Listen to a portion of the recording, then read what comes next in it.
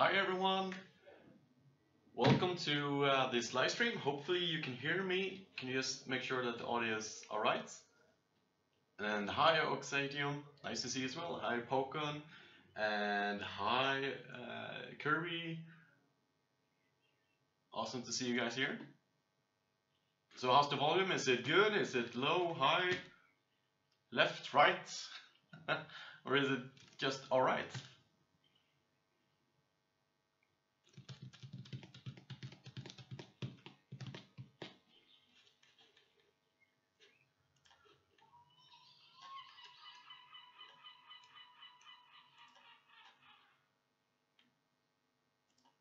Super cool. So today we are doing a live stream. So I have this box here. Let's see which way can I turn it without exposing what's inside. It's pretty heavy. It says here that it is 12.5 kilos, but it looks like the product is 8.5 kilos, which means that it's probably not a Sigma X, as you said, Kirby. Oh yeah. Well, maybe I should start with the tag up here. Again, any guesses would be super fun. This is actually sent from not very far from here. That's pretty cool. Come on, I need to get some guesses before we start unboxing this here. It would be super fun.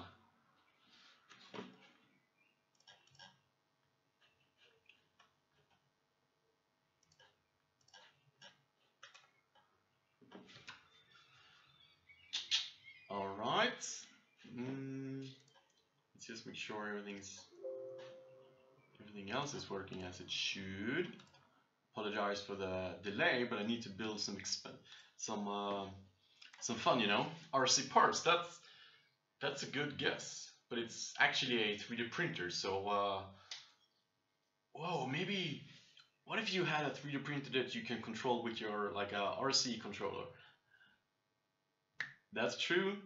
It's not a loss, but hey, what do we say that we? Oh, by the way, it says here made in China, so that's a good hint.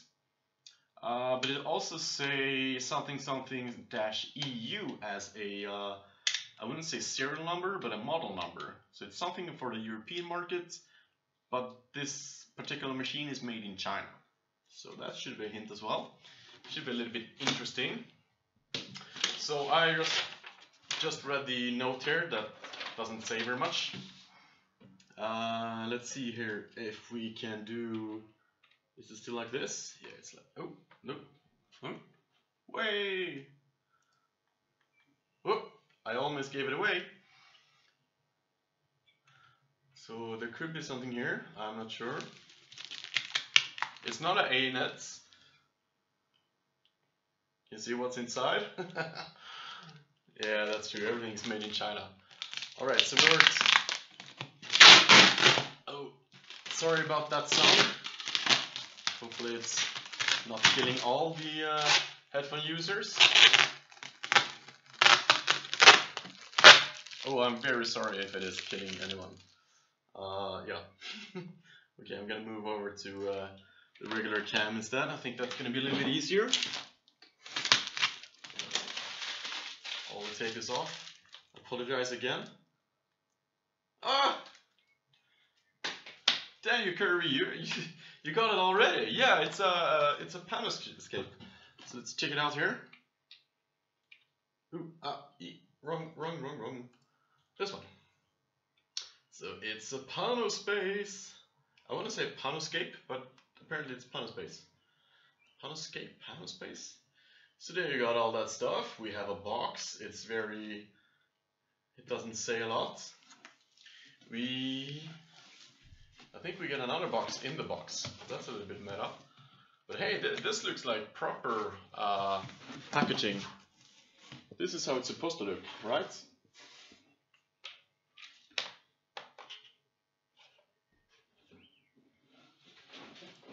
So let's see if we can get the box out of the box.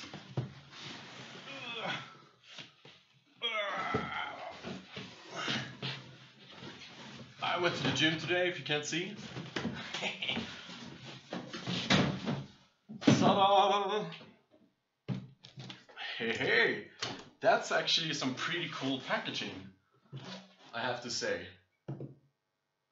This looks like a, well, you can kind of see here who it's made for. It's made for all these stock photo people. I'm just kidding. It's, yeah, those guys were at the meetup. So I actually hooked up with those guys over there and talked a little bit about a few future ideas. And yeah, I have a loaner machine, so yeah, this is gonna be super fun. Hi Paul, nice to see you in here. So yeah, this stock people is, well, you can see kids, there's architects, there's classroom material. I think that's really good. That's probably what the machine is aiming for mainly. Let's see, what else did we get here? And on this side, you have the side of the machine, which is pretty cool. So I'm told that by the way, I have no idea and I've never used one of these. I have hardly read up. Okay, I'm honest, I haven't read up anything. So yeah, allow me to be a little bit novice when it comes to this machine. But as you can see here, there is a smart filament solution, but it's not proprietary. So you can load any 1.75mm filament that you would like to. And I wish that I had my top cam today, but I do not. So I'm gonna have to take up the first box for you guys, which is this one. Okay, it's this one here. It says accessory on it, so that should be good. We like accessories. Alright, let's check it out with this view again. So this is how it's all packed. Looks pretty easy. I can probably just drag this up somehow. So let's go ahead and do that. Change cameras again. So how do we do this? Yeah, of course there's no assembly needed with this machine, which is kind of nice for a change. Let's see, what is the best way to take this machine out? So I'm gonna put it over here. And we are going to try to lift it up. Perfect, that was planned. I'm always building myself in here. I have a very narrow path here. So there's a wall over here. Yeah, you can see the wall. So every time I unbox something, you can kind of see that I'm screwing up because there's no way for me to get out here now. So yeah. Hey. By the way, there's the back of the studio and a computer. There are you guys. You're somewhere over there. And yeah, small fire hazard, but hopefully we won't need to run away from this machine. Even though it's made in China. Okay, so this looks pretty cool. Just take the accessories over here. Simple, cool. Hi Heather, nice to see you. Looks pretty neat actually, I have to say. It's a very small machine. Hopefully the audio levels aren't killing you all. Let's take away some of the foam and see what we end up with.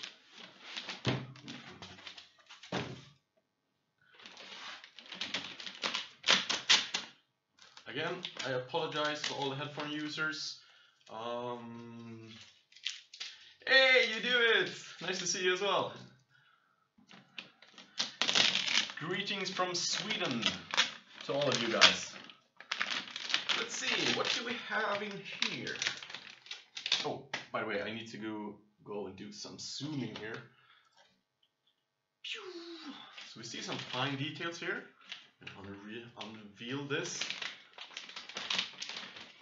It's actually a very nice finish. Looks very cool inside as well. So probably there's a tool head somewhere around here.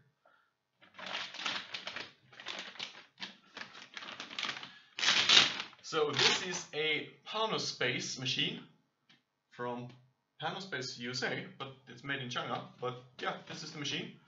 Ooh, I got some I/O down there. I'll get back to that a little bit later.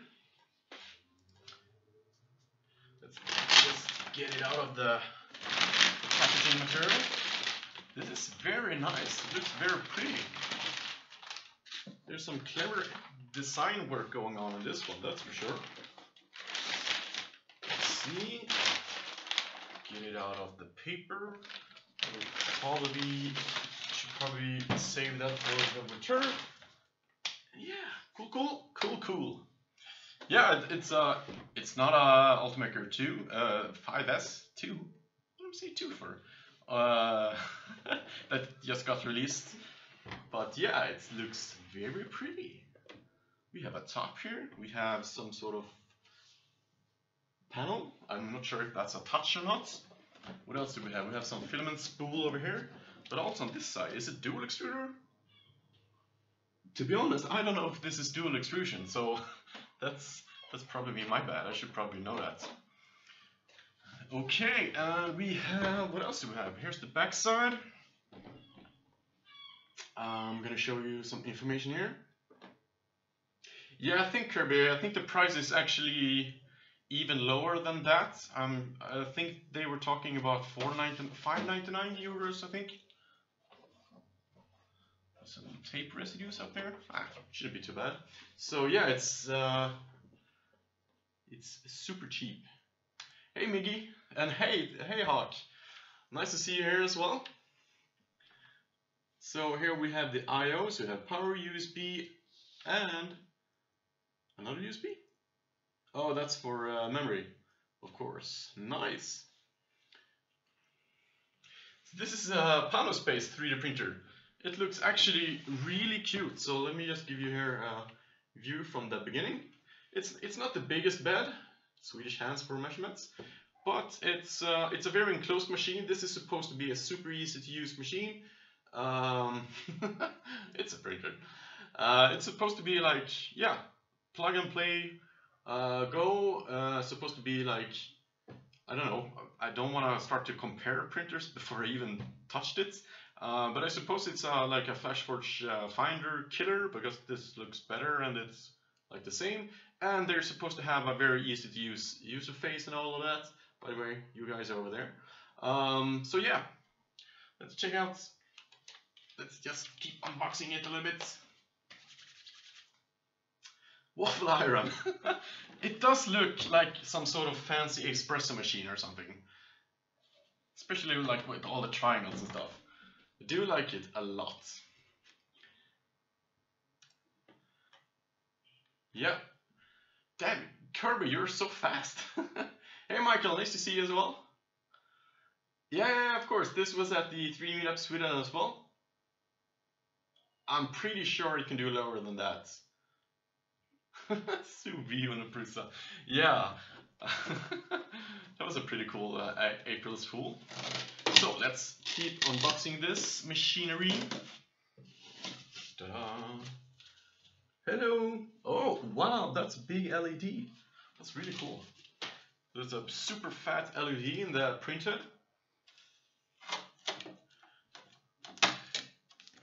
Yeah, I agree, Ben. It's a very nice machine.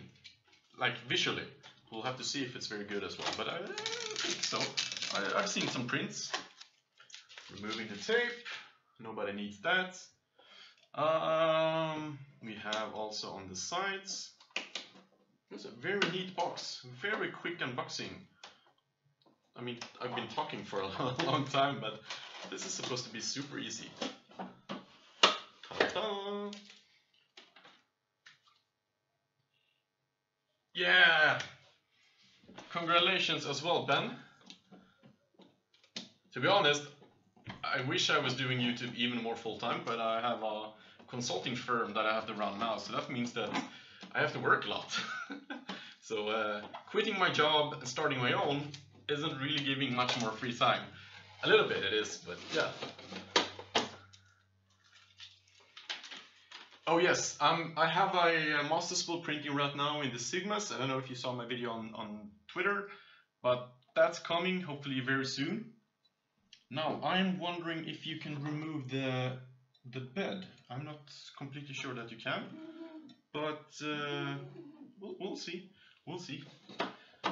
Okay, so you have these spools that you, I think you do something with them.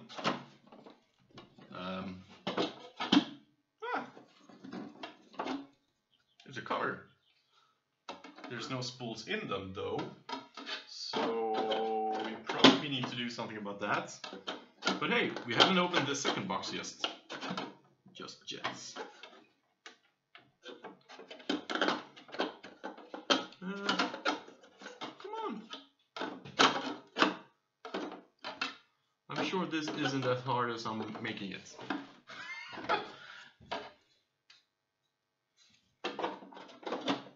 There we go. Ta-da!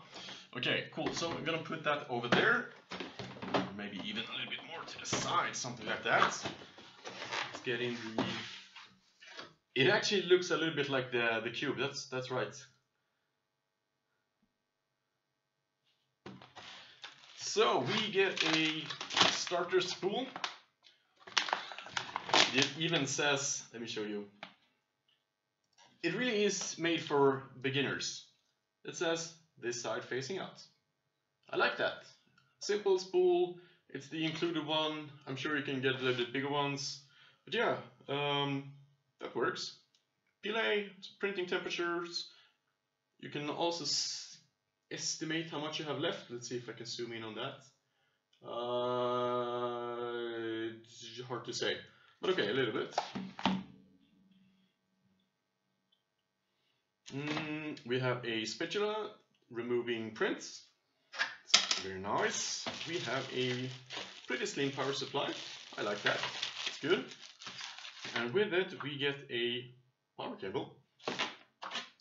We also get a guide tube of some sorts with some sort of knob on that. I'll probably have to read the startup guide because you get one of those as well. And what else is there? There's a USB cable. There's no USB memory.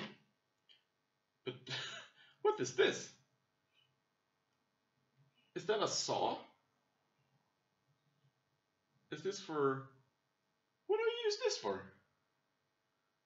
I have no idea what this is for. Looks like a saw blade of some sort. Okay, so let's check out the manual. Stop! Do not return this product back to the store. Please call for question service and assistance. That's pretty nice. And there's 1 year limited warranty. That's actually very nice, especially for like teachers or students or kids getting this machine, so they know where they can actually get help. Because if you buy this at like your local hardware store, chances are that the personnel won't know anything about what to do. Hey Tech Tante, nice to see you. And yeah, we got some glue as well. So I'm probably gonna stick with the magic glue instead of the regular one, but we'll try. We'll see. So let's get out the boxes. Hey! New subscriber as well. Adjustment tool. That's really cool. Super weird, but really cool. Okay, so quick start guide. Should I show you guys this? Do you want to see this? What's inside here? Blah, blah, blah, blah. Yeah, sure. I'll show you guys an overview, so that you can correct me when I'm doing wrong, because you know that's what's gonna happen. Whoops, sorry about that. We unpack it. Well, that's already done. We need to load filament. Left filament holder, put in the thingamajig. Insert filament into the hole on top of the printer. Wait, do we need to remove the lid? I'm not sure. Power supply, yeah, I can understand that. What else do we have? We have the software, which I've already installed. Now, I know that the software I'm doing is, it's not released yet, so apologize if there's some bugs or something in that, but it's supposed to be released very soon. Printing from the printer's touchscreen. Okay. Download and install software. Printing from Power Builder. Alright, so I think we should start with, what should we start with? What's this? User manual. Okay, there's a proper manual as well. First use, how to use everything. Oops, sorry. Software, blah blah blah. Features. I'm a professional. I don't need to read this. Famous last words. Okay, so let's just check this out. Let's see. Just want to make sure that the YouTube thingamajig is working correctly here for me. So apologize that I am. Yeah. Okay. Looks like we are good to go on YouTube. I just want to make sure that I'm not missing anything. Cool.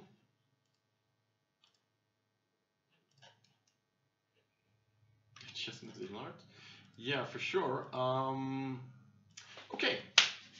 So let's do what the manual said, which I've already forgotten about. It said something about plugging in the filaments. Let's just double check this here. Let's use the left filament holder, which should be this one when it's orientated this way. So maybe even though we shouldn't plug it in, we'll just start with the power cable so we have that ready to go. Adjustment as in parts. That's some English I'm not really familiar with. Lart? I don't know what that is.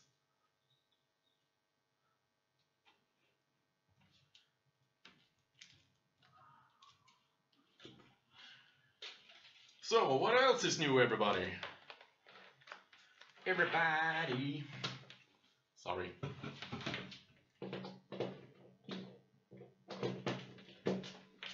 Power plugged in. Let's not plug it into the machine just yet. We need to figure out this. The filament spoon. Hiya!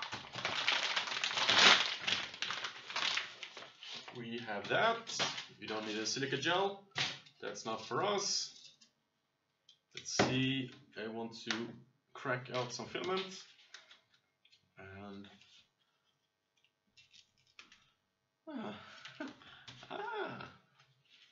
Ooh, this pillet smells nice. Okay, so what else is there? Yes, it's supposed to do like that.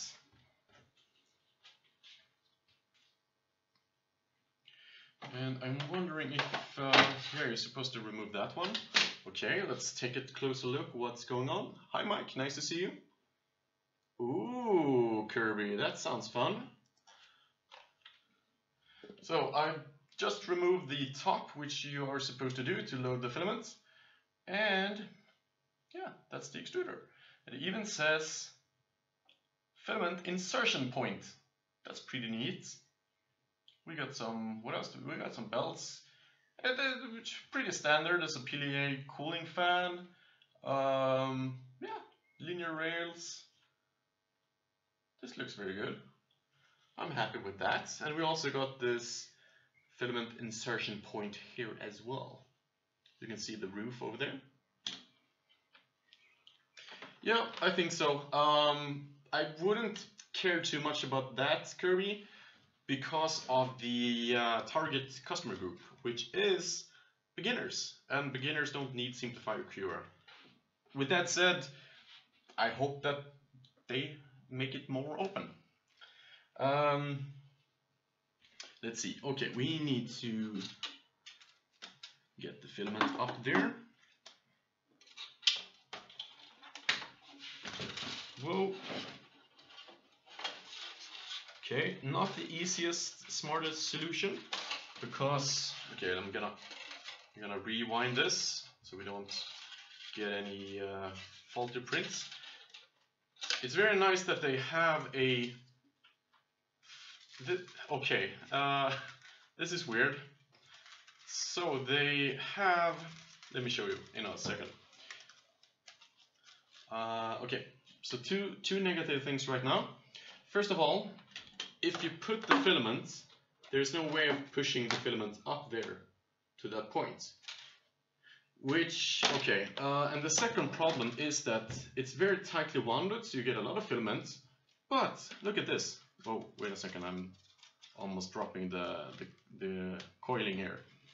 Look at this. We have a tape that is supposed to be like a safety feature, I suppose. But that's not very easy to see.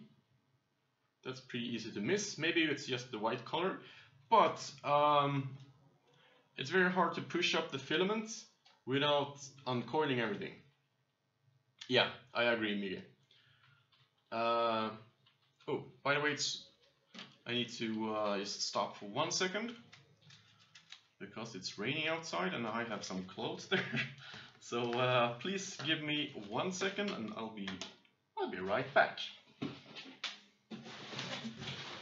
I'm still here. Just moving boxes.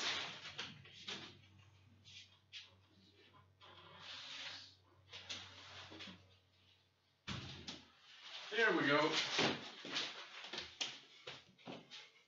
So this means that either I waste some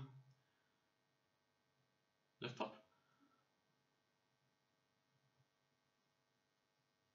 Well, it's very quick. Let's just catching up here. So this tape here, I'm pretty sure that we can uncoil some of the filament. So I'm going to do it like this. I'm going to do as they say and push the filament through. And then I'm going to see how many layers uncoils. Okay, that's pretty okay. So it's a little bit lost, but at least now we've reached the tape. So this is now the tape part where the filament meets the tape. So this is our safety position, which means that we could start pushing down the filament like how it should be.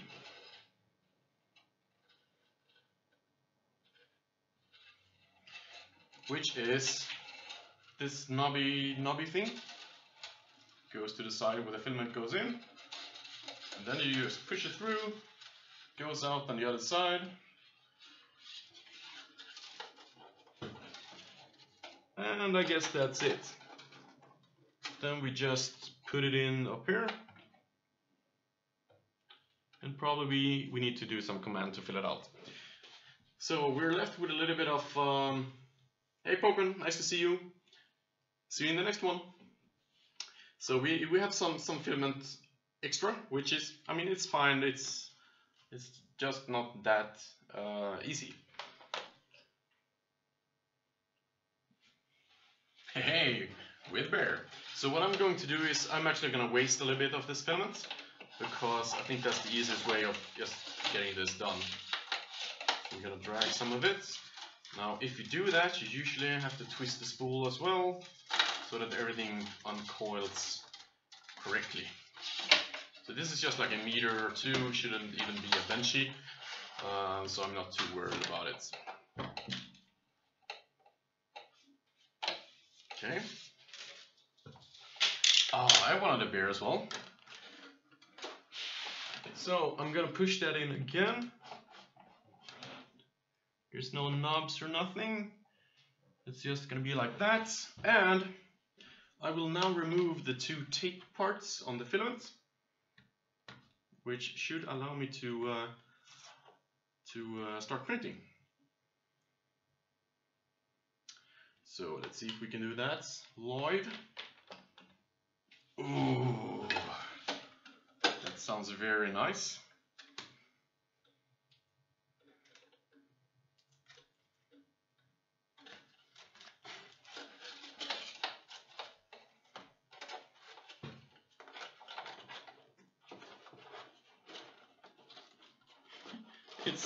It's a very packed filament spool, that's for sure. And it's actually rotating on the outsides instead of, it doesn't hang on this one. I suppose that since the filament is so packed, it's wide, but usually it should probably roll on this one. So we should be fine, but there's a little bit too much filament, which I mean, isn't a bad thing. Hey, OTM and Tanner, nice to see you guys, and Marius as well. Super nice to see you all. Welcome to the live stream. So that's that, and I suppose that you can take this one and put it neatly over, and in time, the end of the spool here should go all the way back where it should be. Okay, let's see. Collect all the tools over there. Put the printer a little bit closer so you can see it. And okay, the camera angles is a little bit off. Let's see, something like that maybe. Okay, need that like totally in front. Cool. Let's plug in the power. Turn it on. It sounds. There's the light going on. It's homing. That's pretty quiet. It's completely silent when nothing's moving. That's a first. There's no, since we have the power supply here, there's like nothing, no part fan or no fan at all. That's a surprise. It's still on, right? Yeah, it is. Okay, cool. So we have our menu. It says print, preheat, adjust, and settings. Let's say what the quick start menu said now we were supposed to do. Click adjust. Let me just move this machine a little bit so we can do everything together. Let's click adjust. Ooh, there's a sharp light. I want to load filaments, but we can also unload, adjust level, adjust temperature. Let's load some filaments. Ooh, that's nice. So there's a very strong lights in the machine. I like that a lot. So what is it doing now? It's saying load filaments. Please insert filaments into the hole on top of the extruder. Yes, I've done that. Next. Please wait while heating up. Right. So 28, 35, 40. It's pretty quick heating. It's not the best, but it's totally not the worst either. Now we have a fan going on as well. So let's just check down in here. It's one of the fans. Let's see, how does it all look? It looks pretty cool. We have the part fan over there. It's not moving. Yeah. Very neat. Very neat indeed.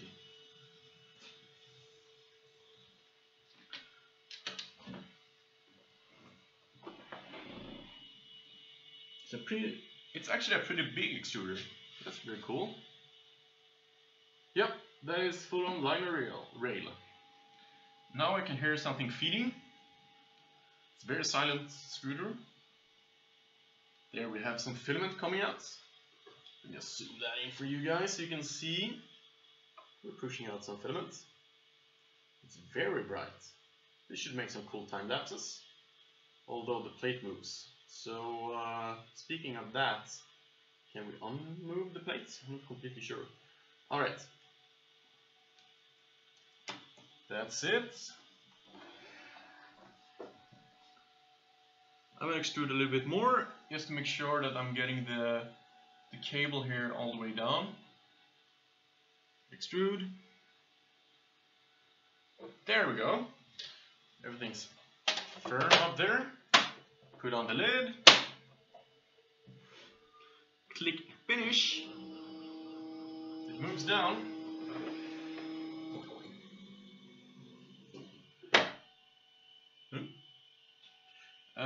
This looks like a pretty big wire. Let me just double check it if it's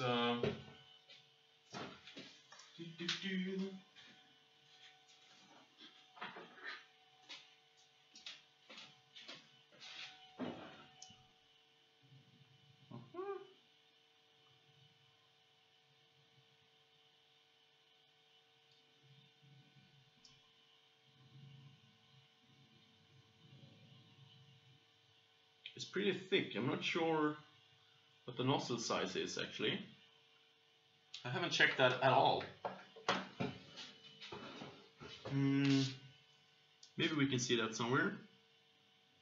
Okay, but seriously, now we are finished with the startup procedure. We could just check out here if there's anything else we can do. Oh, sorry, I need to move. We should probably level it. Adjust level. So let's see how it does that.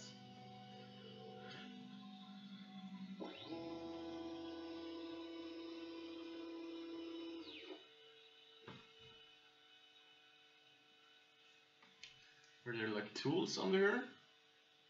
I think you can move some of these stuff here. But okay, let's see what the menu say. To 0.75. Okay.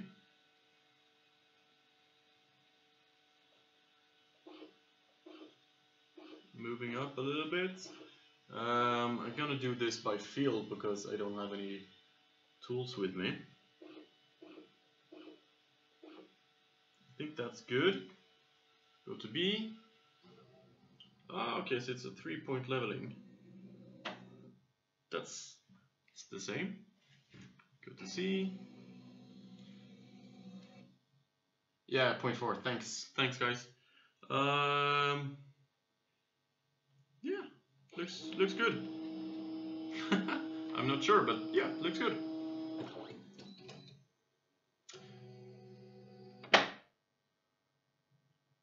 It sounds a little bit weird when it does that, but okay. Let's go back. Is there something we can print here? Let's go to settings. Sleep. That's nice. Language. We can change that right now. What else is there on the settings? Oh, we were just there. Adjustments. Again, we've already done that. Let's go to print. So we have a cube and we have a bearing. This is taking 54 minutes. Maybe we should start printing this while we're doing some slicing and checking out the software. The other one was a cube, which is 12 minutes. Okay, maybe a cube is best. Oh, that's a good idea. It even warns me. How did it know? How can the machine know that I don't have any glue on it yet? That's pretty clever. It's probably just saying that anytime. So let's apply some glue before we abandon all the glue solutions and go to Print-A-Fix or Magic Glue or some other stuff, depending on what you like. But hey, that looks pretty cool.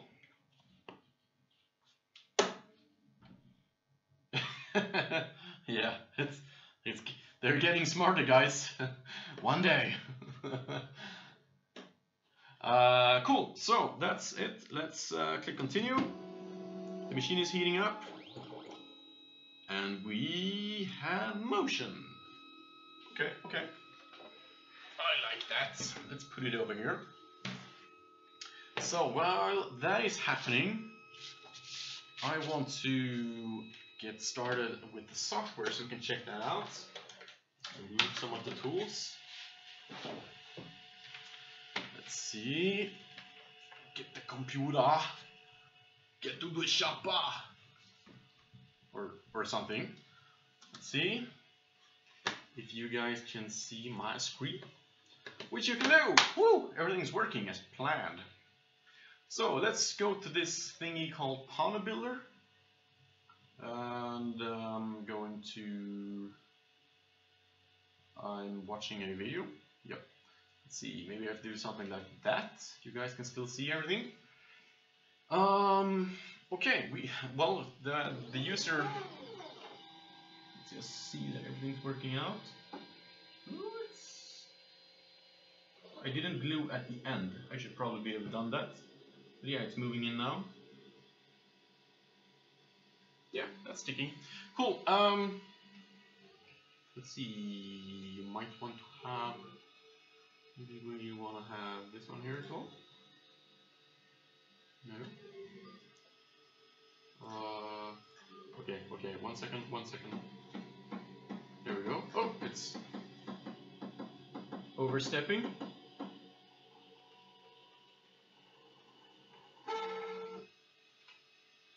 Okay. That was weird. Oh, it's laying down the raft, so I suppose that's alright. Okay, let's see. Let us see. 1984 for the printer, I love that. Okay, so we have print, we have model, we have adjust, we have settings. We have a very tiny anthem that wants to get a little bit bigger. A little bit bigger. Something like that. Okay, cool. So let's just check out model first. So we can... Okay, I don't have any recent. Maybe I have some benchy laying around somewhere. There's probably a lot of things. Let's load my face. I think it's way too big. We should be able to... Ah, it's a calibration. Whoops, whoa. Okay, I know that file is like pushing the limits, but okay, something crashed. That's not... Again, as I said before, this is the first version of the software, so please allow some bugs. Let's find another file. 3D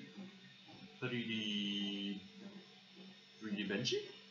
What? I don't have the benches here? Oh my god, that's embarrassing. Let's go grab some benches. Benchy. How? Why Thingiverse? Why are you showing everything, all the illegal mods of benches when I want to have a benchy? How is that even possible? How is that possible? Hey Ogan, nice to see you here. Yeah, there we go. You have to say 3D Benchy, not Benchy. That's some search optimization for you guys. Let's download it. There we go. Now we can load it. Ah, look at that. A Benchy. So you see the build volume is a little bit limited. As you said, it was 140, 140, 140. The machine is looking good. Again, raft. Well, raft, I suppose that's okay. So, okay, my face is a little bit too big to show you all the tools in here. I'm just gonna move that over here. Okay, so what can we do? We can add more models, we can save models, which is good. We can clear all the models, undo, redo, auto placement, that's good, and change view to something else. Cool. What do we have in settings? Ah, this is looking very good. So I hope you can see here we have draft settings, we got some regular settings, we got some fine settings, and we got some custom settings if you want to do that.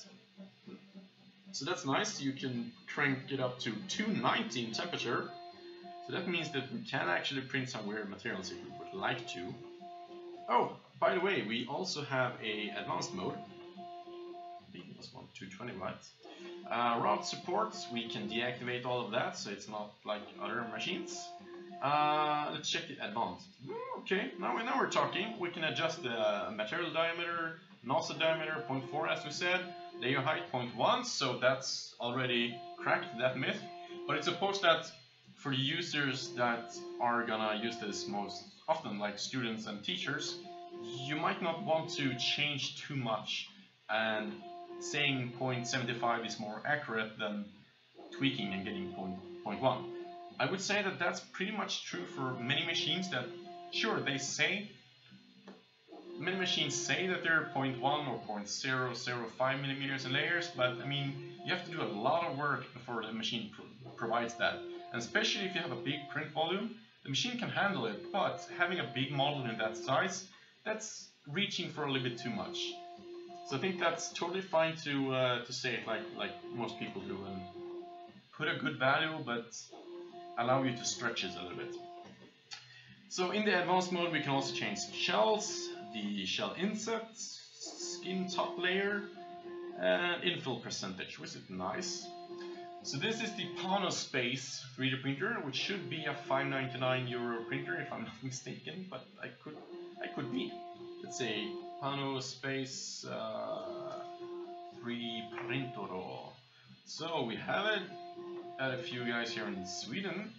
So it's actually 649 euro, but this is including VAT. But yeah, it's okay. It's not that cheap, but it's cheap. Again, everything in Sweden is always more expensive. So somebody already made a video about that. That's cool. Okay, let's get back to it. Where was we? So we have print speed as well. You can change the outer speed, first layer, travel, bridging speeds, support angle, support infill percentage, support the top layers, support C-gap. So that's actually very nice that you can fine-tune all of that stuff. And you also have some cooling down and retractions and stuff like that. So you can actually, yeah, Marius, that's true, I was watching him before. So yeah, there's actually a lot of settings here, which is nice. So for example, we would go with let's say a regular print. So we have hollow. Okay, I guess that's fine. Speed regular, draft speed, fine speed. Maybe regular with normal infill should be fine. Solid, that's very seldom you want to do solid. Maybe you can set a custom. How do you set a custom value? Can you do that? I'm not sure how you do that. Okay. The cube is almost done, so that's looking good. It's a hollow cube, by the way. But okay, so how do we do this?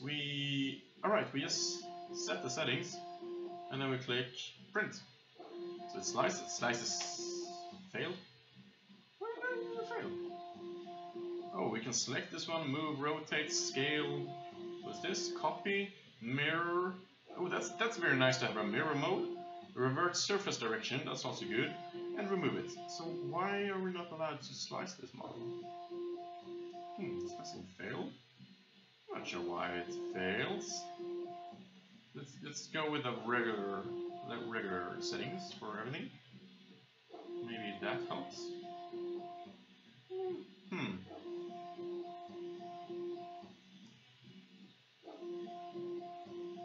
Okay. Maybe I need to. Alright, we also have before we start slicing, we can also move the printer around, reset home axis, extrude. So it's like a pretty. I haven't plugged it in curvy, so it shouldn't be an issue. Maybe I need to have it plugged in to slice, maybe, but also that sounds weird. I'm gonna restart the software as administrator and see if that's helped. But before, I just want to show you guys a few more features.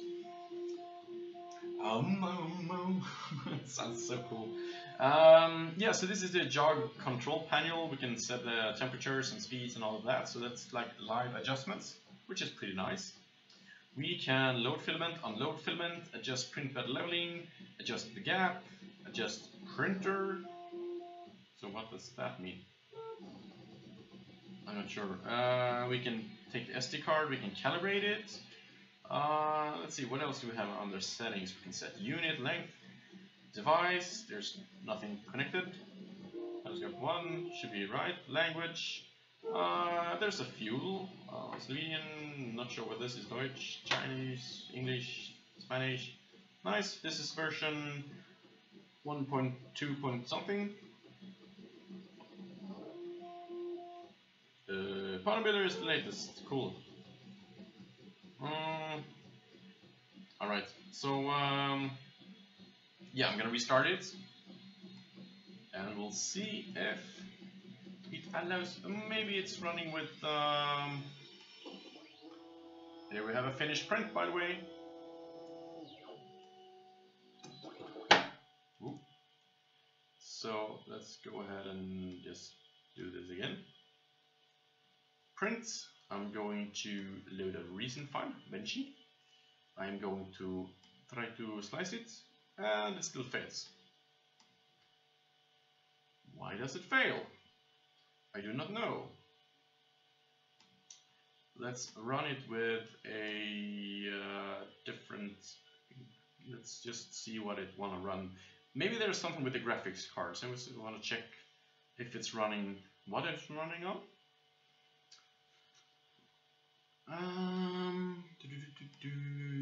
Let's see. Pano. Nope. Add. Pano builder. So let's just have it run the NVIDIA processor if that's something with the software on a computer like this. I know that happens a lot. So let's try it again.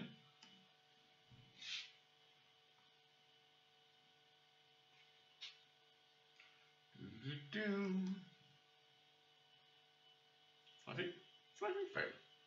Okay, let's try another model. Maybe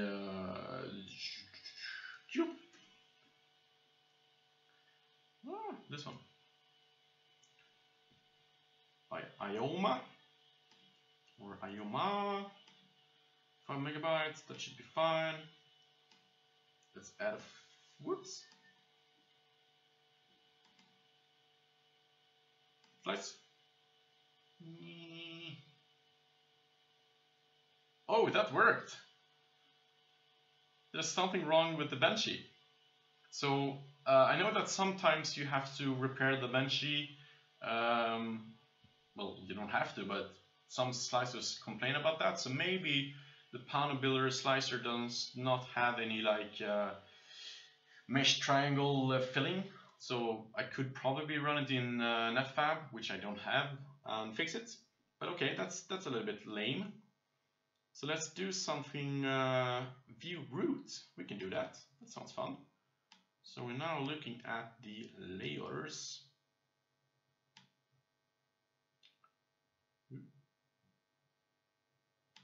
Looking at the layers. Tall. They're kind of hard to see. Maybe we want to see speed instead. There we go. Well, that looks nice. We can see what's going on. This is pretty educational. I like this. Yeah, it's a Windows 10. Ah, good idea, Kirby. I can do that.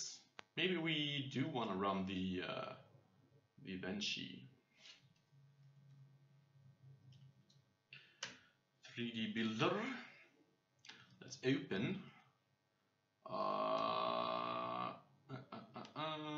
3D Benchy. I've never done this. Yeah, millimeters.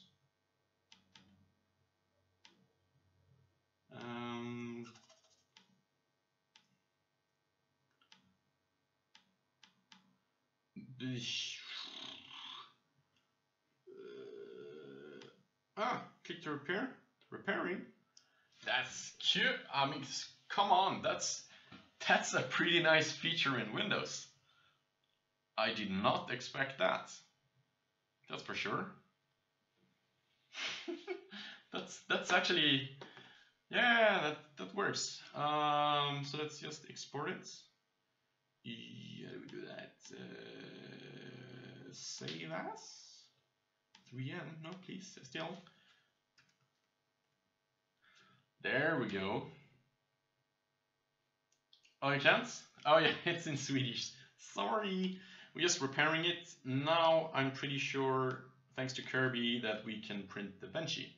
No printer is good without printing a Benchy. So let us try it. There we go. Thesis confirmed. Very nice.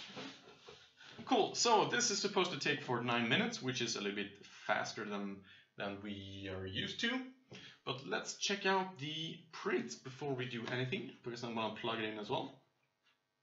So let's go ahead and see the finished print down there, which I will zoom in for you with my zoom cam. So there we have it. Don't think I can remove the plate, but I should be able to remove this. So here we have our calibration cube, which I'm pretty sure, oops, sorry. Come on. We can remove very easily from the raft. And we now have ourselves a dice. So let's check it with my super cheap Chinese caliper. And it's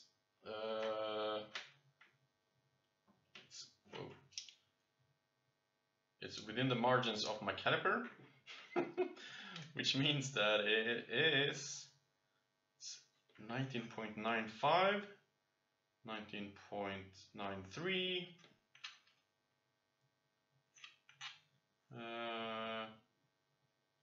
20.0. Okay, that's not too bad. Not too bad. But hey, let's print a Benchy. That's much more fun. So what do we need for that? I'm gonna save this one. It looks very good.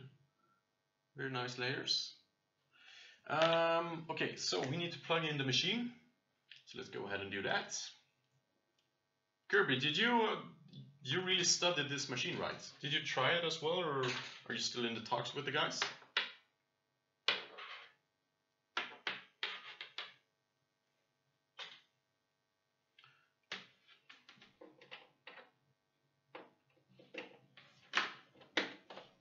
Heather, woohoo! Just in time for action, we got one print finished. And user, thank you for subscribing. I really like that.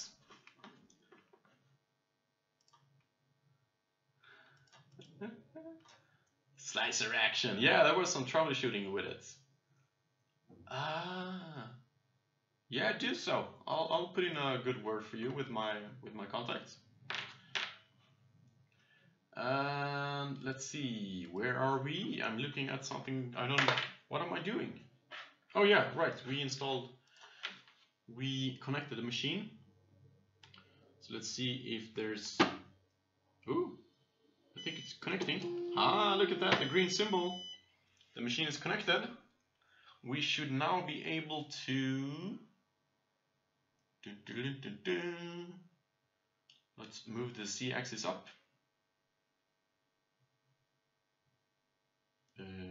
Oops, that was the wrong way.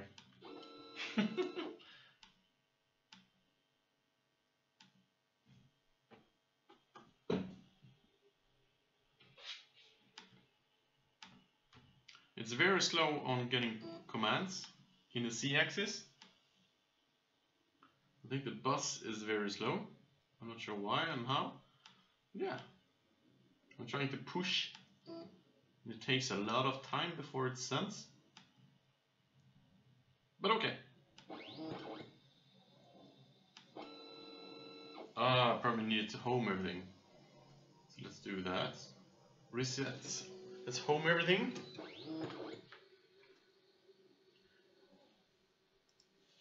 And see if we can move it up again. Plate is moving. Now it's much better. Okay, so you need to home everything. Duh. Makes sense. Alright, let's see what happens here if we click on the print. Oh, you guys want to see as well? And there we go. We click on print. We say maybe temperature. Oh, you can change temperature after slicing. It's hollow, which is weird. So let's just change the settings for that. I want to have normal. I want to have 225 in temperatures, like so. And slice it. And I also want to make sure that I get my magic goo, which is a little bit better. Kirby, so nice to see you here in the chat. I'll see you in the next video.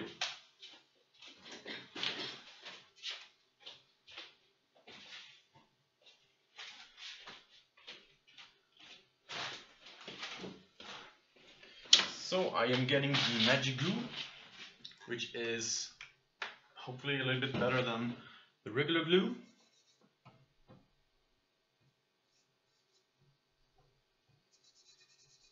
Come on, there we go. That should work fine. Magic goo. Woohoo! Alright, screen share, let's get this printing. Should we transfer or print? I won't finish it, so I'll just, I have done that. I'm going to just run it from here.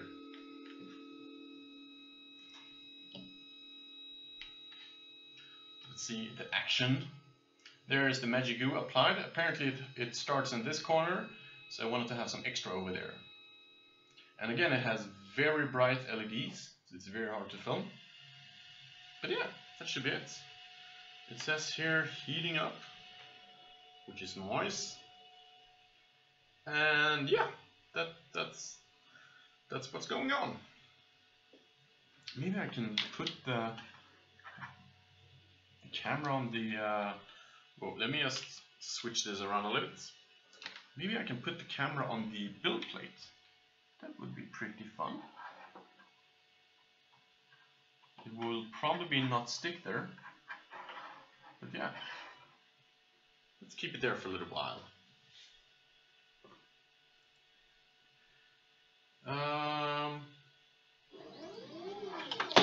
Yeah, okay, that didn't work at all. Cool, so it's now starting the first layers, or the first pieces of plastic in this corner, I suppose. Oh, it's so hard to see with the LEDs. But yeah, it's going on over there, moving in. Hey, Colorado! Nice to see you in here as well. There's so many people in here that aren't chatting, so you guys really need to start chatting. So I see that you're in here.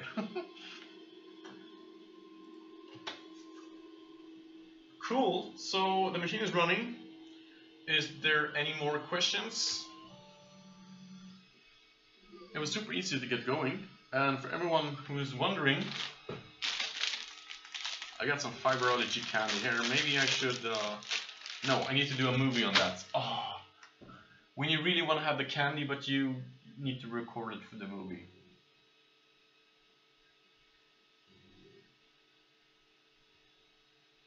You got KiCad?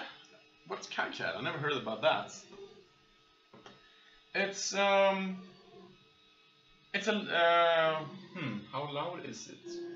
Oh, by the way, what's this? There's some tape down here. I wonder what that's for. That's probably for something. I don't have a decibel meter or anything, but I would say that it's, I don't think the part fan is on right now, by the way. But when it's not running, it's super silent. It doesn't have a, like a fan for the motherboard. It's an external power supply, so it's super quiet. While printing, it's reasonable. It's not like a 6 Plus at all. This is louder than a 6 Plus. I think it's more similar to a FlashForge Finder, but probably a little bit louder. Maybe the part fan is on. No, not yet. So yeah, I would probably be able to have a few in a classroom, for example, and still have a class without too much noise. But I wouldn't have it in a library without maybe, yeah, you know, in a separate room or something. Ah, interesting. So now the part fan is on. A little bit annoying frequency, but not an issue at all. I can probably have this running in this office and still work and take some phone calls. For sure. You are welcome.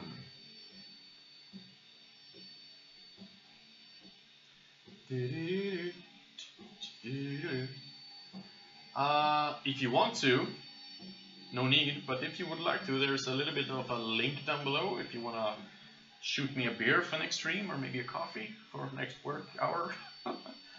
It's totally up to you, but it would be super nice.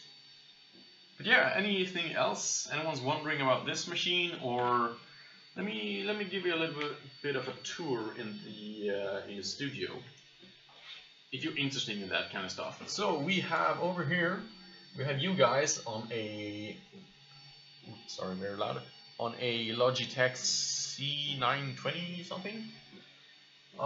We have you guys on a Rode boom mic, going all the way with all the freaking cables over here to this guy, which is also audio level on the second channel. So there's 2 channels in. We have, yeah, you guys on a computer, so this is my main workstation. We have a bunch of filaments. We also have over there, we have the LED light in the corner. that I made in a video. We have the trunk seat that you can see is crooked on the axis, so that's not really working as intended. Do you have something down here? No. Stuff. We got some fiberology here, which I'm Michael doing a video on, and also some prints in this special mineral PLA, which should be super fun. And some candy and master spools. I'm doing some video on master spool and stuff. We have at this end, we still have the crap Micromech Delta that is not homing at all. It works and everything, but the homing is very unstable. And the A-net as well. This is some small mods, but no, nothing super fancy. I'm working on. Let's see if I can show that. I'm working on a stepper motor here, trying to do some stuff with it. I'm not completely sure exactly what I'm doing, but yeah, the plan is to have. I need to control an axis with some motions and some buttons, and that's. It's all related to photographs, so it's for a photo rig. So I'm developing open camera gear or whatever it's named. I want to say OpenRC, but it's not. That's probably what I have in this room that's interesting. So yeah.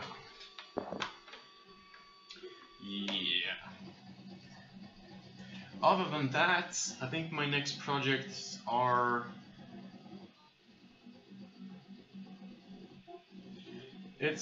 maybe I can show that. I'm just gonna see if I can show you guys. I haven't done a lot on it, but I've done a little bit. So let's see if I can get up Fusion here while this prints. And yeah, if you're wondering, it's still printing good. So somewhere over there we have a benchy on a raft. Because why not? Yeah. I'll give you a link here.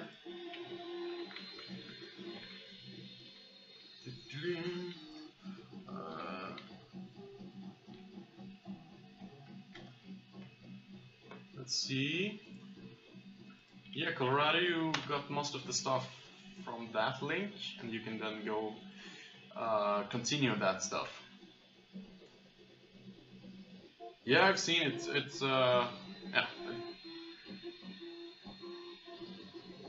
it's for sure something. It's very sad, but yeah, maybe I should probably print some.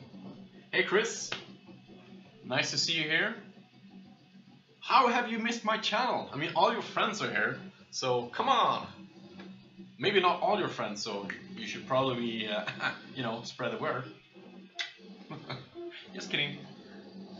Very nice to see you here. Let's see if I can show some of the projects.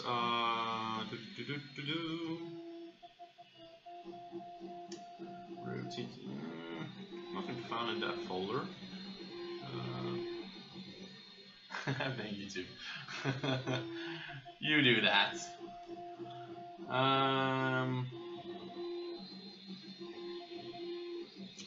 Yeah, it's not really.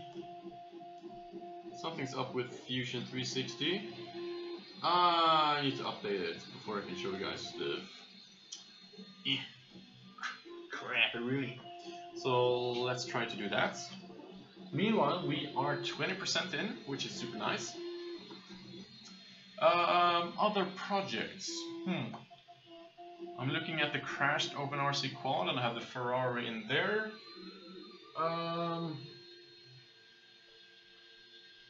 Yeah, no, not that much. I'm also converting my A-net with a external power supply. Is there anything in here that's interesting?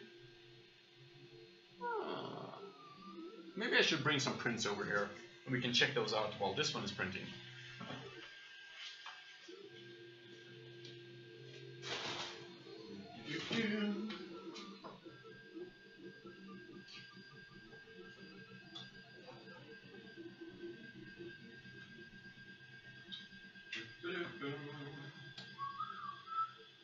Oh yeah, there we go. That's some fun stuff.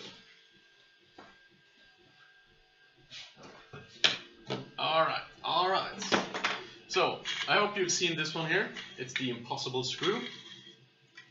How can I zoom in? I need to zoom in for you guys. Let's bring it on. Let's do this, guys. And also, I want to restart Fusion while that's happening.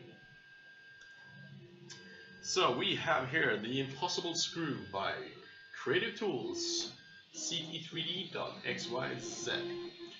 So yeah, this is a print in place. If you haven't seen it, you can spin the nut, but you can never get it off because you will crack the model.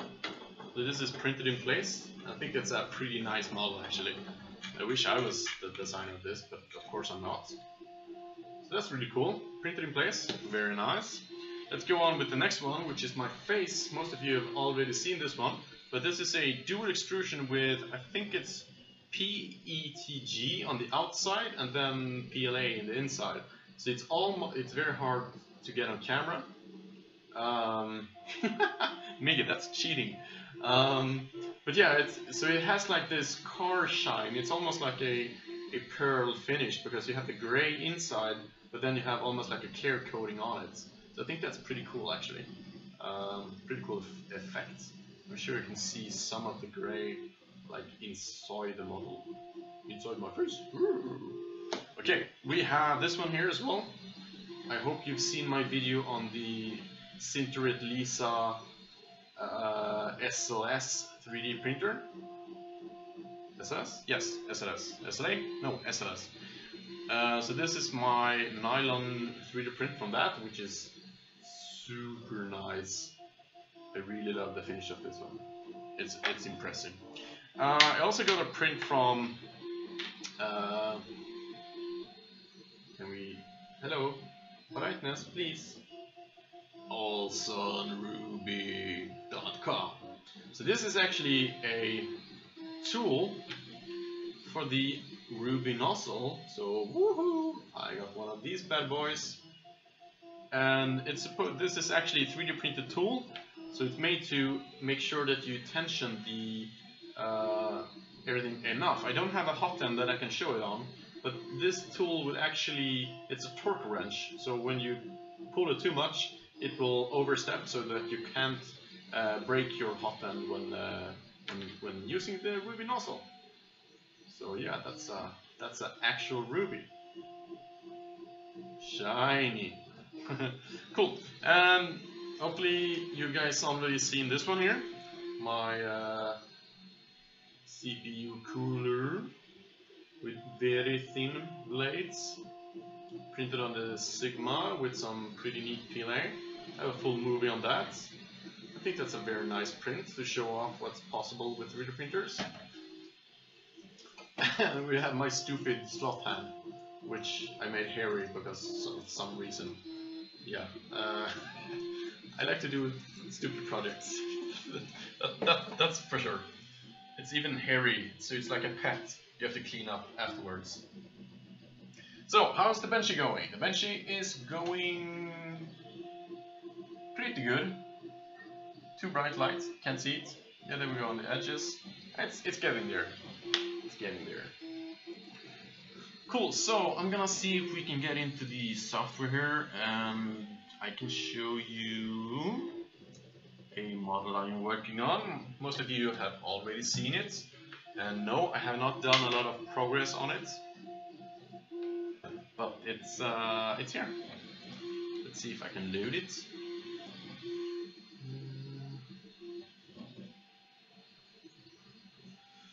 Can't show you guys the screen just yet.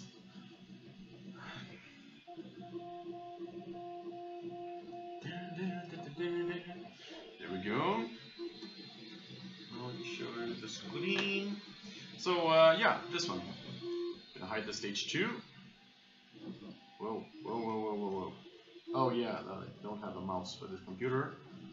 So yeah, it's my SpaceX capsule. So this is gonna be finished someday. I 3D printed a few parts on it. I'll go grab those very quickly.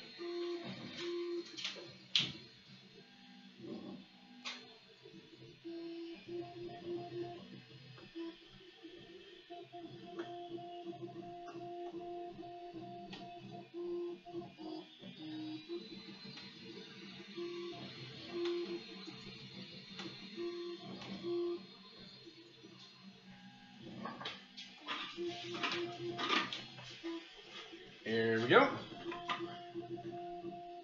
Raccoon, nice. Hey Martin, nice to see you as well. And H is nice to see you too. Yeah. Whoa, that was a really cool. Shauna, thanks for subscribing. Hey, check this transition out. To be honest, look at that. That's some framing for you guys. Whoa, wrong one. Ta-da! Okay, I need to get this right. Look at that transition. Whoa, Brent, thank you so much. I will buy myself a beer. Thank you so much for that donation. Super nice, thank you. Yeah, so this is the first print. I printed it really quickly, so as soon as I'll zoom in, it's pretty visible how bad it is. Now I kind of have to push out the lid or the door.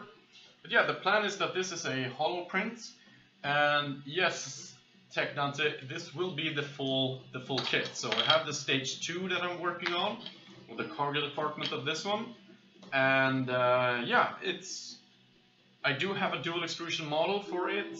There's also like a separate heat shield that can print, so it's color matching. But I will probably end up just painting it because it's a really pain to do the dual extrusion printing. And also you need to kind of finish off the sanding up here. If you don't use too much layers, the angle makes it a little bit annoying when it comes to putting on the lid correctly, which I always seem to have issues doing. But yeah, it doesn't line up perfectly. The door you can take off as well. I'm gonna start off with making just a display piece, but I did some calculations of putting, you know, like 4 thrusters in here. So just having this part RC controlled with 4 thrusters, like a quadcopter, but that was just gonna be too much thrust compared to the weight. It would probably weigh like 1.5 kilos or 1.2 or something with all the electronics, the motors, the batteries, yeah, controllers, receivers, and printed, of course. So that's just gonna be too much. I think was it Tom Stanton that did a Falcon that could land? I think he did. Like out of foam or something. So yeah, maybe one day, but no. I could. Okay, I just got an idea. I could print this in PVA, wrap it in carbon fiber, and vacuum seal it, and then have a very thin, strong shell. That could be powered with some motors. That would be cool. So yeah, let's zoom in on this baby. Print cam, there we go. So here it is. As you can see, the layers are very rough. It's a fast print, but yeah, it's hollow. You can, it could be a bird's nest. I could do a bird's nest out of this. That would be pretty cool. Yeah, he does. He's a clever guy. There's some stringing in there. Yeah, you can go almost all the way in, so you can see the windows from inside. You can even see the door. That's pretty cool. Yeah, I'm not sure why I'm doing that. So yeah, that goes on. The motor's out there. You put the lid on. You have the door. I'm not sure if I'm gonna separate the door. It's probably gonna be one piece. Maybe the windows will be clear, so you can put on some transparent tape there as well. I'm not completely sure. But yeah, I'm working on that. Looks very cool. I really love that design. And yeah, so that's what's happening. That's what's up. So let's just see what the printing says. The printer says 45%. That's pretty neat. So yeah, that's what's going on with this one. Yeah, here you see the heat shield as well.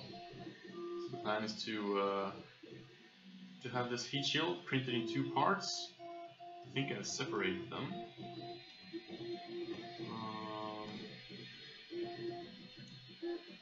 Let's isolate this one.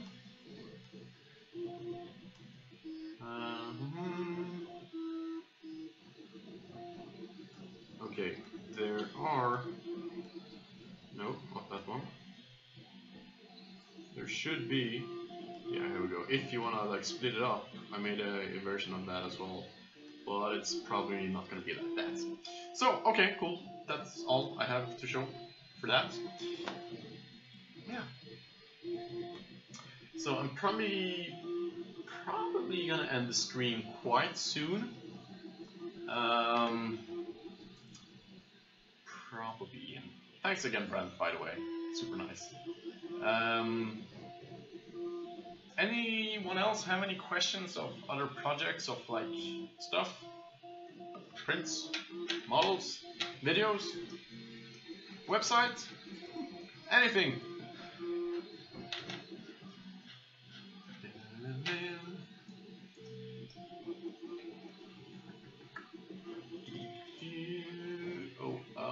Let's see.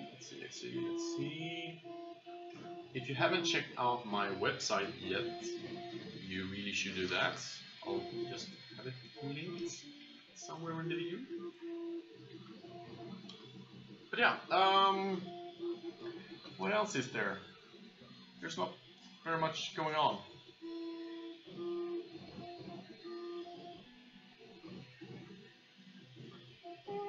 Chat going on. So, anyone have any questions? I do play a little bit of games, but I try not to because it takes up way too much of my time. I played Surviving Mars a little bit. I was watching all the live streamers, so I got it for myself, and I played it like 2 rounds, or I finished the first round surviving, and then I started a second one super hard.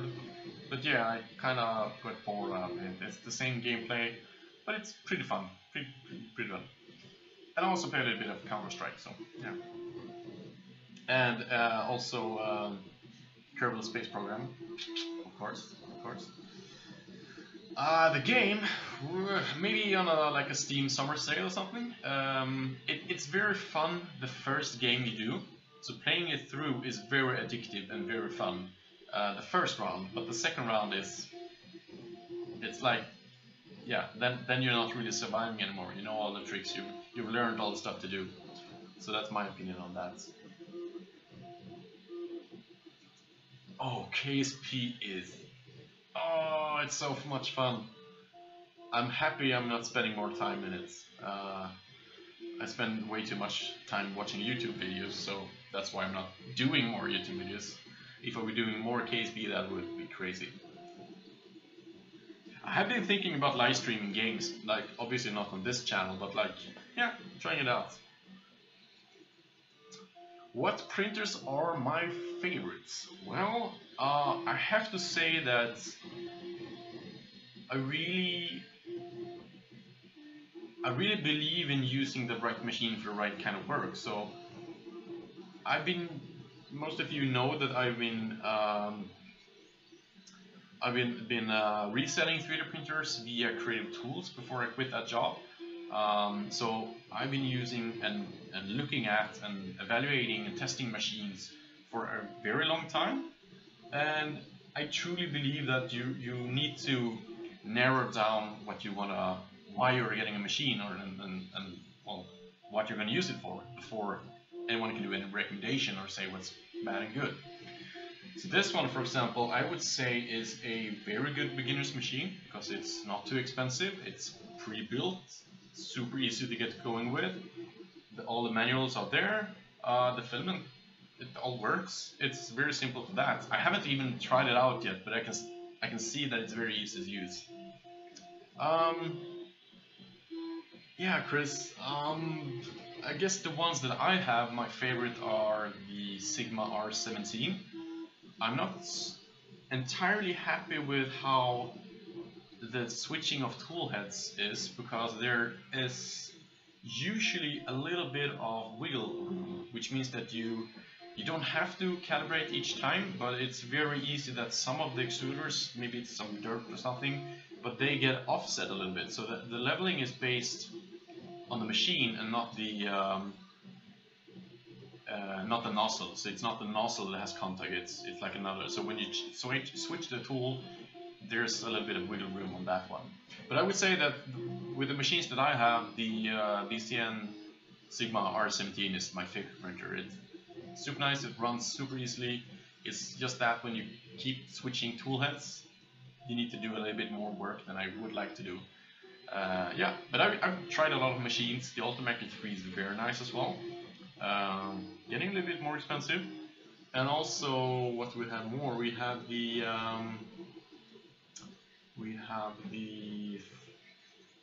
the Sintered Lisa is amazing. If you haven't checked out my video about that one, you should probably do it. But yeah, for FDM, the R17 is probably maybe my favorite machine that I have access to right now. But also, I have to say that I really enjoyed the Flashforge Dreamer. It's getting a little bit old, but that was a really good machine. And the Flashforge Finder is a really good beginner's machine as well. It's a little bit more clumsy than maybe this one, but I think that it still has great potential as a beginner's machine. So yeah, I'm not convinced that I want. I'm a little bit. I haven't tried the Mark III, but I hear it's good. It has a lot of features, like super nice, but I also hear that there's issues and it's not perfect. So I don't want people to. I wouldn't expect it to be perfect, but the way that people hype it, I would almost assume that it's perfect. So I really want to try it one day. Hopefully I can borrow it from some friend or something, because I'm not on the review list and I'm not going to buy one. It's a lot of money for a machine and a waiting time, and I don't have a production. I don't use my machines for production, so there's no. Yeah, I just want to return them whenever I can. Yeah, of course.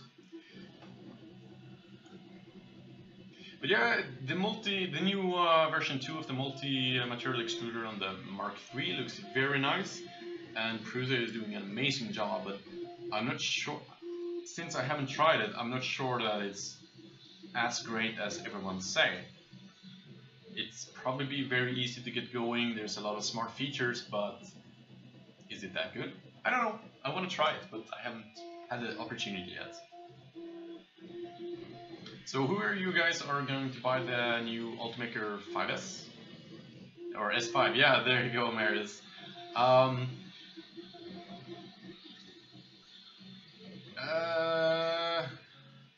To be honest, hey Imagination, nice to see you. Nice to see that you can make it. About the Ultimaker, I don't think that I can actually comment on anything. Because I signed a agreement when I was still working at the company, and I'm not sure if that's still. I don't have a copy, so I don't think I can actually say anything about it. I don't think I don't have any of these. Anything is released, so yeah. It's a very, let's say it like this. It's a very clear progression on what Ultimaker, in which way Ultimaker is moving. Such a big company, they've stopped making money on the hobbyist for a while. So I know that there's a lot of professional users or high-paying users that don't mind paying that kind of money because it's still cheaper than getting it done by someone else all the time. But yeah, on the paper it looks good, but I wished I had a little bit more information, like more features. Yeah, I don't know. But the system, like the connectivity on the Ultimaker 3 extended, but also the S5 is very impressive. It's it actually, like back in the day, that used to be MakerBots, even though the Replicator 5 failed and the Replicator Plus is pretty good actually for what it is. It had the best connectivity and the uptime of any like 3D printing brand that wasn't Stratasys or even more expensive. So what Ultimaker has done is that they moved into that territory with the 3 connectivity and everything, that have like a very easy to use online interface to keep the machines running and keep them connected. So if you have a big office with a lot of people, it's very easy to administrate who uses, how the machines are used, and like materials and print queues and stuff like that. That used to be like what MakerBot would win on. So if you had a school that just needed to be able to print, maybe not experimenting with materials because you can't do that in a Plus, they would sorry, that would be very like the connectivity. It was a super nice machine to have on a big school because of the way you would be able to maybe not queue jobs, but connect it to check out on your mobile phone, and you would be able to see what's going on, stop, pause prints, start prints, iPads, connectivity between so many ecosystems. So that was really one of the reasons why where I worked, used to sell a lot of those machines, because they were really good on that part. But now Ultimaker has taken that sector as well. We'll hopefully see if MakerBot releases something that could compete. But yeah, their MakerBot's reputation with hobbyists is like forever gone. Ultimaker's reputation with hobbyists is probably taking a very steep dive down. People still like the Ultimaker 2 and the 2 Plus, of course the 2 Plus. But yeah, that's I think it's interesting what's happening, and I suppose that Prusa is like the only one that is really big and still doing like the hobbyist thing, which is very impressive. Kudos to him. So yeah, Ultimaker, it feels like they're moving towards something else, and yeah. I saw some conversations on, I think, Twitter or Facebook or somewhere, where at least in one territory it was like 90% business to business anyway. So with like the previous version machine. So hobbyists have Ultimakers, but maybe they shouldn't. As you say, the S5 is very expensive, but it also have the features. But if you're a hobbyist or maybe a small company, you might not be able, you don't want to pay for those features. You want to maximize the profit by minimizing your investment, but spending a little bit more time to be able to keep the prices right. Which, I mean, doesn't work in the long run. If you start to have issues with your time and you don't have enough time, then you might be able to expand in something that is more reliable, more features, should be better, like for that kind of thing. But again, we all know that it doesn't matter if you have like the super duper mega expensive machine, if it still needs some services. Still prints fail, jobs fails, things come undone from the build plate. There's no perfect solution.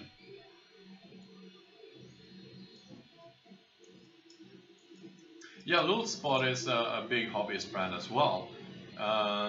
Yeah, of course they're over the pond, I think.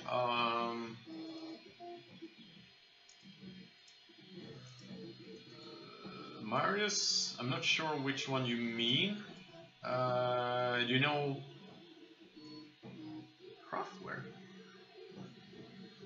Still kind of small company. So you have to remember that there's like 100 or 200 different producers of 3D printers, and I would usually only suggest going with like the top 30% of the manufacturers in terms of volume, because that means that they're probably gonna stay supplying spare parts and everything.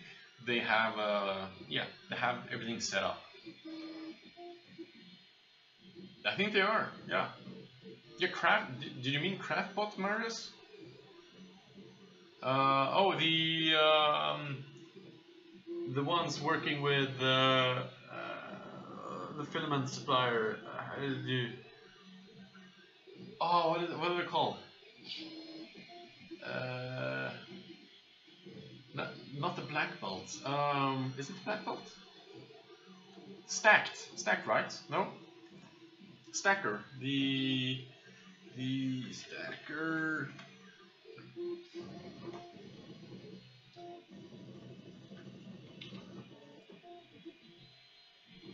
Was it the stacker? No.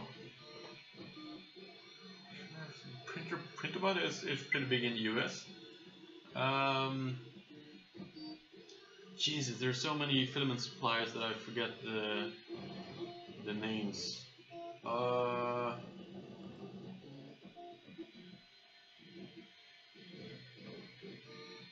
okay, okay. Printerbot, yeah, Printerbot is big in US. Yeah, that's true. Black belt, yeah, and then I have the stacker I was thinking of, but there's also gee, ColorFab. Who are ColorFab working with?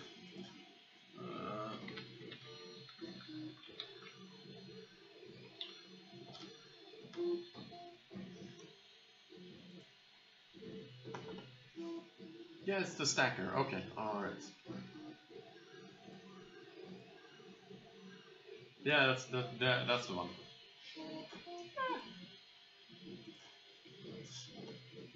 I mean, the Sintrotech is more expensive.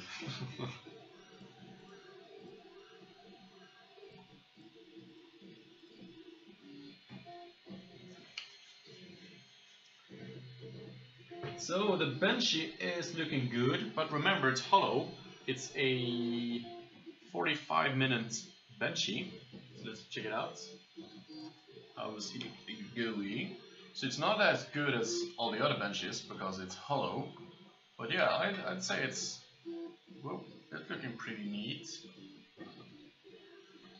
Oh my god, that LED is like super strong. But yeah, that's what's up.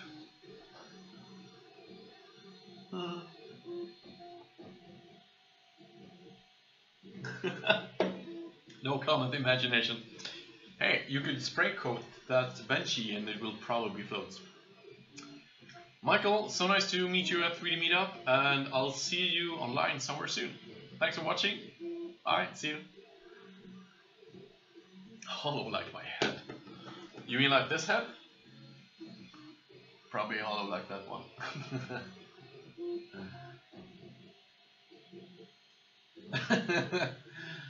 Yep. Ooh, that sounds nice, Marius. And Anthony May, thank you so much for becoming a subscriber. That helps. We all love that. The road to 10K is strong. It's been kicking up very good lately. We are just a few away, like 700 away. But still, it's gonna happen. Yeah, I think that has to be like the biggest remorse of Daniel, the 3D Benchy creator for Creative Tools, that it doesn't float. But hey, maybe that's also the thing that makes it a little bit more fun. Yeah, I saw at 3D Meetup, I saw, I forgot his name.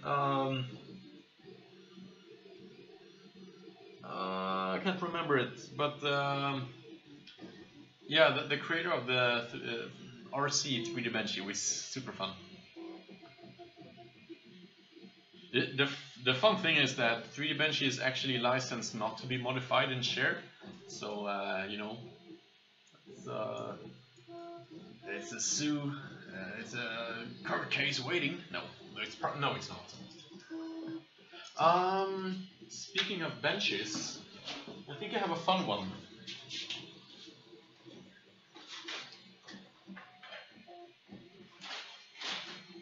It's for an upcoming video that I'm very slow on doing, but hopefully I'll have it done this weekend. So it's orange. Probably need to zoom in a little bit here so you guys can see it. I did not talk to Torbjörn, unfortunately. He was busy talking when long set sail. He was very busy talking with people, and I didn't want to interrupt. So I was close to him the last day, but I didn't get to talk to him, unfortunately. So this is a low poly Benchy. People have done it before, but yeah, this is my version. So that's also for an upcoming video, how to do low poly 3D modeling in 3 ways. I've counted so far, but it might be 4 ways. So hopefully, yeah, stay tuned for that one. That's gonna be fun. Also, what happens down here? Oh, we can see the bench from here. That's actually pretty cool. So I'm not sure how I will do time lapses on this machine because the bed is moving, but that's probably gonna work. Yeah, it's a stealthy benchy. Oh, I could print it in the Pro Matte from the Type A machines. That's a really nice black color. That could work. Could work indeed. Alright, so it's actually 12 minutes left on the benchy. So if you guys keep us, let's all stay entertained, and we should have that one in the box before we start the stream. Did you see that? I think, speaking of the US military, was it? I think FlashForge had an article today where they shared some news about FlashForge parts being used inside of the F-16 in the US military, which is really weird because first of all, it's a Chinese company, but then you also have it in the US military aircraft, which is kind of weird. I'm gonna see if I can find the article.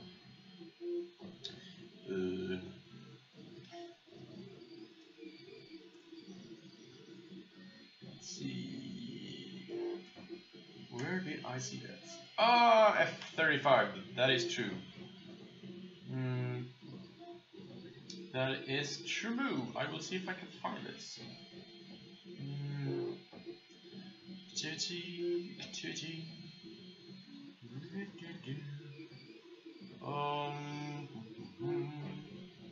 There we go. Here's the story. Let's share there. Okay. Wait, it was using Russian malware protection, or was using Russian malware? Yeah, so let's see here. It was something about, yeah, FlashForge doing some heavy cyber stuff, and that's the actual part. It's very small, but apparently it's in the F-35. Like, someone should make an F-35. Yeah. I need to do one of those. Those are pretty. Those are really cool. Let's get it done. You're probably both. That's sure.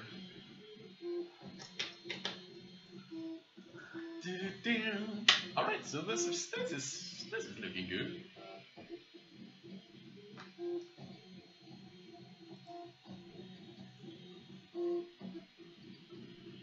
That's true, Marius.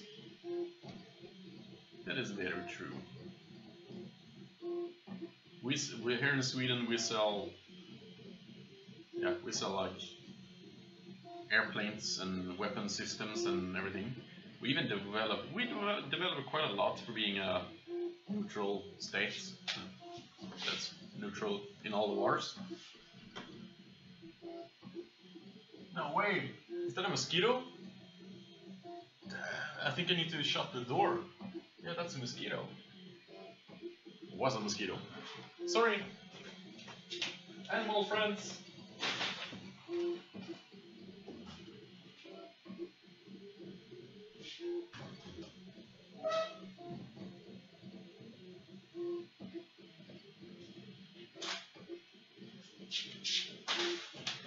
So, window is closed. Trying to keep the mosquitoes out. We could all get along. Yeah, I know. If everyone had a printer, they wouldn't need to invade countries. Or something.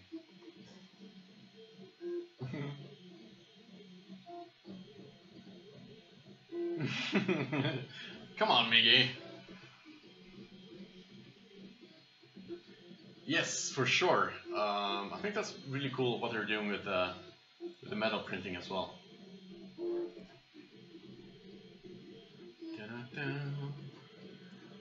Okay, so we have just a few minutes left. 8 minutes left. Let's see. Okay, I'm gonna load a 3D model, and I want to see if you guys can guess what it is. Just a few seconds.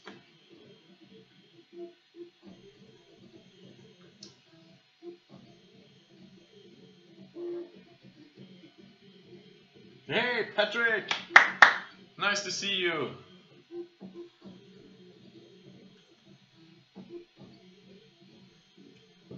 Go, Benji, go.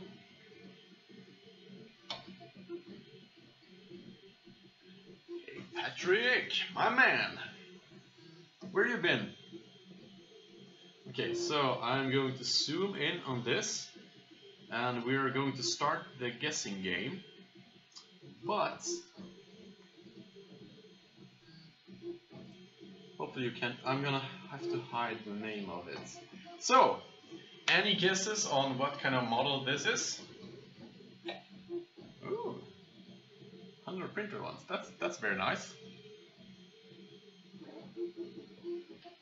Any guesses what this can be?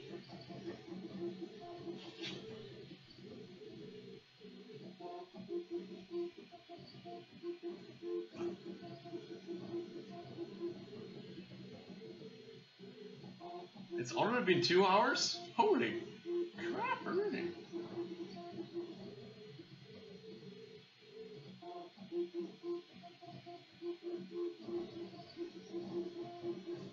Why can't I zoom now? There we go. Zoom out a little bit. Yeah, this part is a clamp. It's not part of the camera thing here, but it's like for that. Yeah, so there is a clamp part here. It will hold a rod. Something might rotate on the rod. Might. Oh.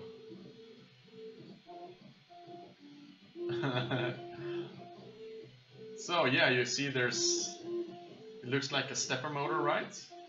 So what can this be?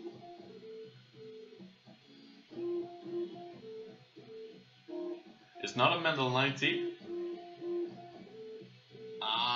Is it extrusion though?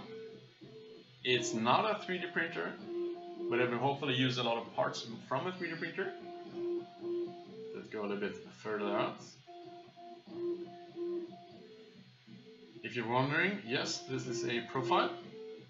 And yes, you can see something over here that looks like something. And there's probably a motor over here. Oh, maybe I should not. Yeah, shouldn't. It's yeah, it's 2020. That is true. It's it's almost a camera slider. It is for it has with cameras to do. But you don't mount a camera on this thingy majiggy. I'm not sure what a lazy Susan is. Isn't that like a weapon? It's a zombie killing machine. Okay, a little bit more. Pew! So what could happen here if we look at the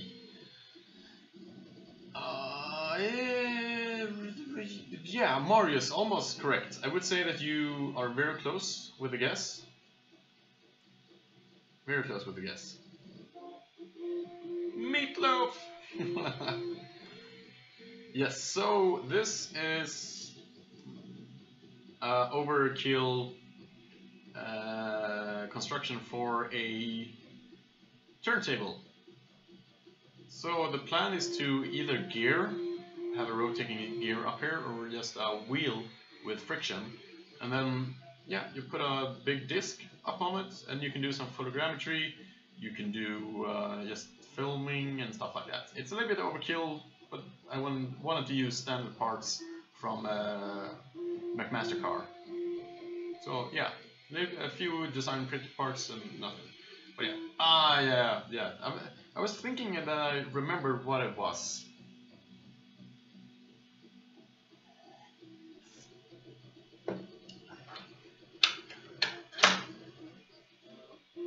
By the way, I still need to try to find out what this weird part was. So if you saw in the, if you saw here, I'm still not sure whatever this part was for, so I need to figure that out. So I'm gonna check out the manual and see if I can find that. Because that was a really, really weird part. Very nice job, Marius. Congratulations. So it says that it's adjustment tool. Okay. Doesn't say which page to use it on. Oh. Oh, okay, okay, okay. Ah.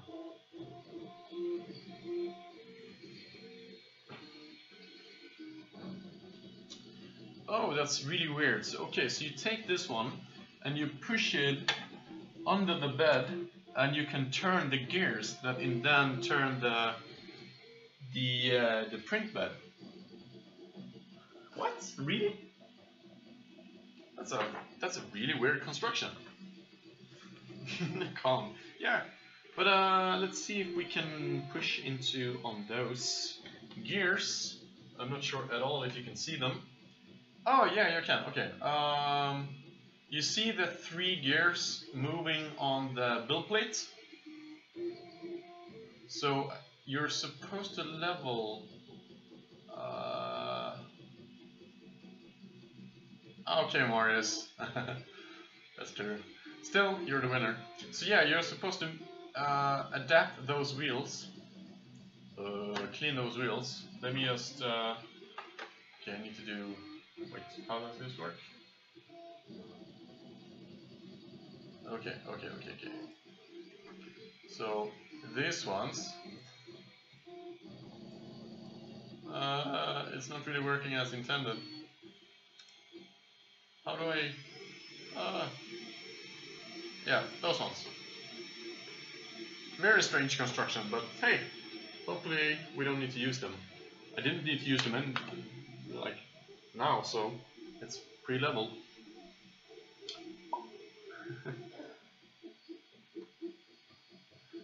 What are we at in time? We are at 98% finished.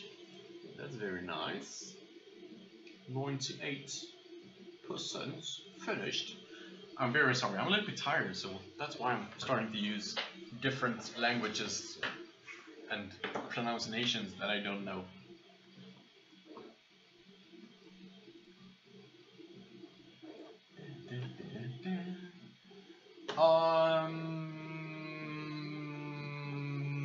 Marius, I'm not running any software yet. That's why it's taking so long time, because I wanted to control a stepper motor driver, and I really don't know how to do that.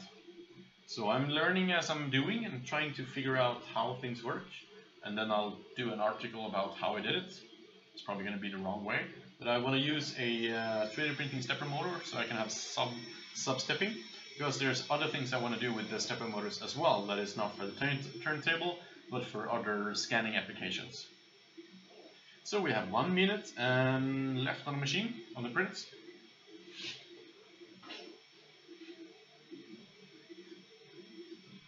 I'm in a corner! I can zoom in if you want to. Also the... Where are we at? There's the benchy! Woo! Extreme close-up. It's like touching the muscle. I think we're done.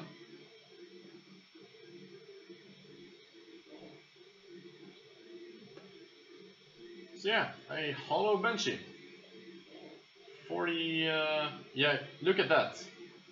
It's like the LED is like the size of a silver dollar or €1. I don't know, it's big. Maybe it'll turn off. And there's also one on this corner. Not sure we can see it. Nope. And also one in that corner. Bright LEDs for sure. So there we go. Maybe it'll stop.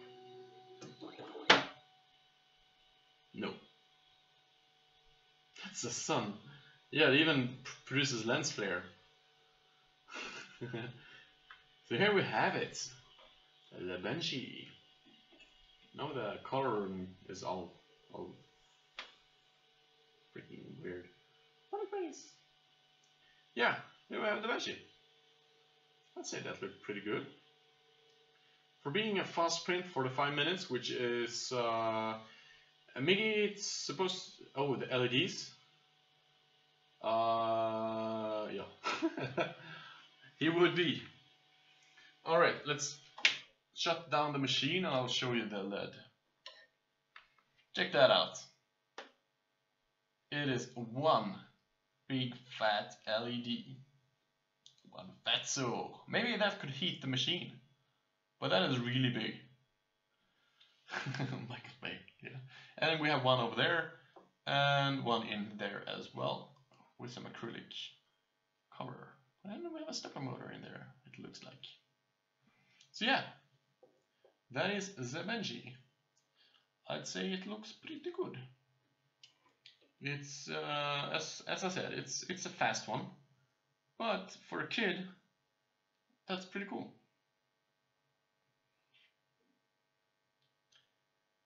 So there you have it. Panospace. Sound effects. Cool. Yeah. That's it. I think that's all for today. Any questions about the machine? Anything I can help out with?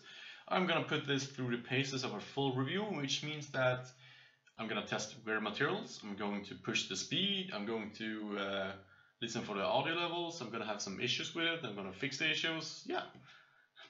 Panospace, outer space. Even thank you for stopping by, and you've been here for a long time, so thanks a lot for that. And yeah. Oh, Colorado, I totally missed your questions.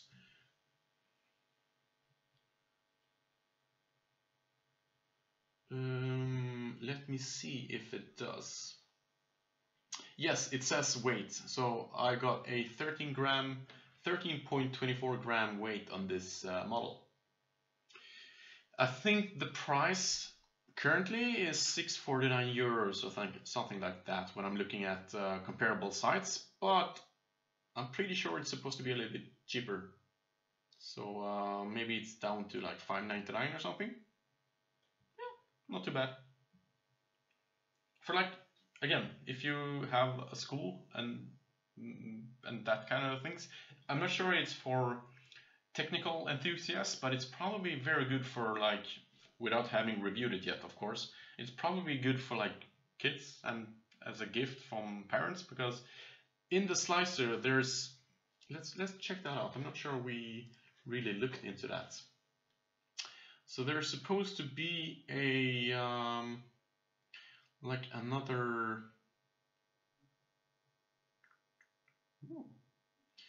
that you can find like mod. Yeah, okay, there's not that much just now, but you're supposed to be able to find models here as well, which I'm guessing that the new firmware, or sorry, the new version I have don't support all of the models. But there's going to be a lot of models here available, making it easier for teachers and kids and stuff. Getting going quick. Yeah, I think education is like, it should be the main sector. So including schools that are not aimed for technical like stuff. I think this is going to be a very nice machine, but hey, we'll have to try it even more. Have to test it.